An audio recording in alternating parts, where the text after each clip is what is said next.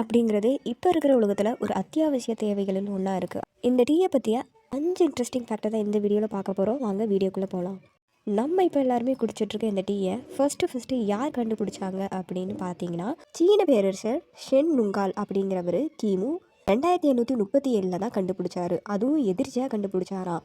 அதாவது இவர் தண்ணியை கொதிக்க வச்சுட்டு இருந்தாராம். அப்போது அந்த கொதிக்கிற தண்ணியில் எதிர்ச்சியாக ஒரு இலை விழுந்திருக்கு. அந்த இலை விழுந்ததுக்கப்புறம் அந்த தண்ணீருடைய டேஸ்ட்டே டோட்டலாக மாறி இருந்துச்சான்.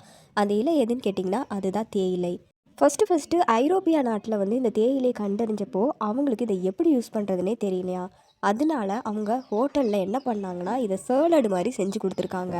அதையும் பல பேர் விரும்பி சாப்பிட்ருக்காங்களாம். உலகிலேயே தேநீரை அதிகமாக குடிக்கிற நாட்டு மக்கள் யாருன்னு பார்த்தீங்கன்னா துருக்கி நாட்டு மக்கள் தான் அதிகமாக தேநீர் குடிக்கிறாங்களாம். நம்ம குடிக்கிற தண்ணீருக்கு அடுத்ததாக அதிகமாக நம்ம குடிக்கிற ஒரு பானம் எதுன்னு கேட்டிங்கன்னா டீ தான். உலகம் முழுவதும் ஒரு நாளைக்கு 3 மில்லியன் கப் டீ குடிக்கிறாங்களாம்.